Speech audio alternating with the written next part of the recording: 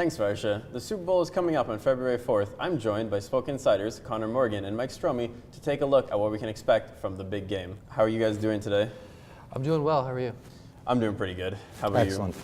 I'm glad to hear it. So, what are some of the keys for Philadelphia to beat the Pats in the Super Bowl, Connor? Well, first of all, Philadelphia needs a really hot start. Tom Brady and Bill Belichick in their era, New England hasn't scored points in the first quarter, so that's a big factor. Philadelphia needs to come out and get points on the board. They need to put a lot of pressure on Tom Brady, and that starts with Pro Bowler Fletcher Cox. He's a force, and he needs to get there and make Tom Brady very uncomfortable in the pocket. Otherwise, Tom will have time to sit and pick apart Philadelphia's secondary, which is a young core group of guys.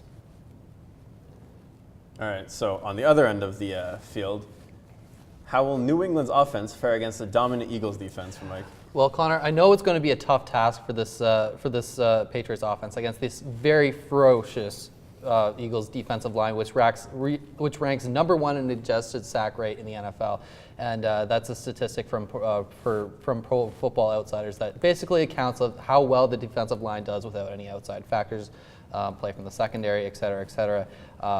The way you beat the New England Patriots is you got to put Tom Brady on his back. In his 3 losses this season, he's been sacked 8 times. That accounts for 22% of all of the sacks that he's taken this year.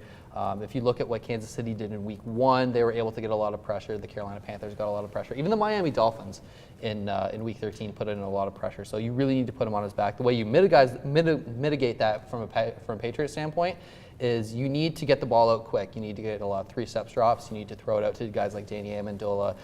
Utilize the running backs in the passing game. Guys like Dion Lewis and James White will be major factors in this game. And of course, you need to get Rob Gronkowski involved. He did suffer concussion in the AFC Championship game. Word from NFL Network today is that he's been cleared to play.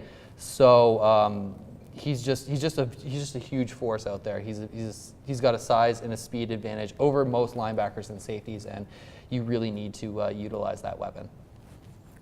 All right, so Nick Foles has had an incredible playoff run and sudden career renaissance. If the Eagles win, what happens to Nick Foles, Connor? Well, Carson Wentz is the future. That's pretty obvious. Nothing has changed, and if Foles does happen to win, it'll create quite the stir at quarterback position for Philadelphia. Foles is currently signed to a 5-year contract. However, if he's still with the team in February of 2019, his contract is voided, making him a free agent. So if he wins this Super Bowl, he could be a very big trade asset to the Eagles. But yeah, otherwise, he'll most likely be backing up Wentz next season. All right, so now let's get down to the nitty-gritty of it. We'll start with Mike. What do you think score predictions? You know what, you know what, Christian? I think it's going to be a close game. I really do. I mean, the Eagles have a great roster from front to back. They have a lot of great team chemistry. A lot of people around the team suggest that this is the most cohesive unit that they've had in a while. But again, on the other side, you have the New England Patriots who have been there, done that. They're never out of games. We saw in last year's Super Bowl, they were able to come back from a 25-point deficit. I have the Eagles taking this one 32-28. I think it's going to be a high-scoring game. It's going to come down to the 4th quarter, and I think it'll be a classic. All right, so on the other side, what do you think, Connor? Very similar to Mike, actually. I think it's going to be a high-scoring game.